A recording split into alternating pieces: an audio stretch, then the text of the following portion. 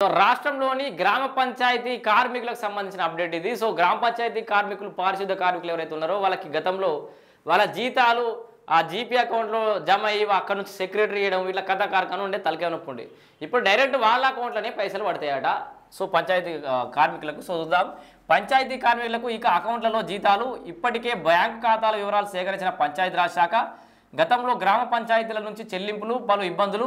జనవరి నెల నుంచి అకౌంట్లోకి వేతనాలు తీరనున్న 48,000 మంది కష్టాలు. దాదాపుగా 48,000 మంది గ్రామ పంచాయతీలో పారిశుద్ధ్య కార్మికులు ఉన్నారట.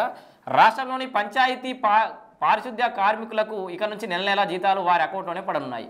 ఈ మేరకు పంచాయతీరాజ్ శాఖ రాష్ట్ర వ్యాప్తంగా పారిశుద్ధ్య కార్మికుల బ్యాంకు ఖాతా వివరాలు సేకరించింది. ఈ నెల నుంచే వారి జీతాలను అకౌంట్లలో జమ చేయాలని నిర్ణయానికి వచ్చినట్టు తెలిసింది. గతంలో వీరికి గ్రామ పంచాయతీల నుంచి జీతాలు ఇచ్చేవారు. దీనివల్ల సమస్యలు తలెత్తేవి. పంచాయతీ కార్యదర్శులు సమయానికి జీతాలు ఇవ్వకపోవడంతో తీవ్ర ఇబ్బందులు పడేవారు. నేను ఇందాక చెప్పిన పాయింట్ ఇది. సెక్రటరీలు ఇష్టమైనట్టు చేసేవారు. వారి కుటుంబాలను పోషించడం కష్టంగా మారేది. ఇప్పుడు నేరుగా అకౌంట్లోనే డబ్బులు జమ కానుండడంతో పారిశుద్ధ్య కార్మికులు ఏళ్లుగా ఎదుర్కొన్న సమస్య పరిష్కారం కాబోతోంది. సో దానికి సంబంధించిన పూర్తి వివరాలు ఒకసారి చూద్దాం మనం.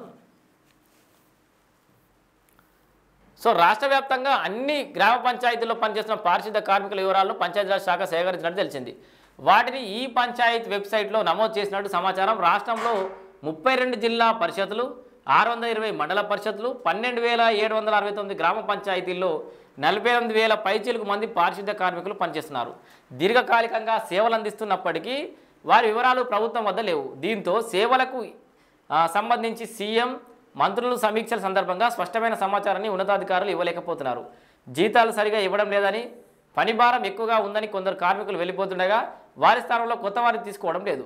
సరైన సంఖ్య తేలక ఏటా జీతాలు చెల్లింపులకు బడ్జెట్ కేటాయింపులు సరిగా జరగడం లేదు.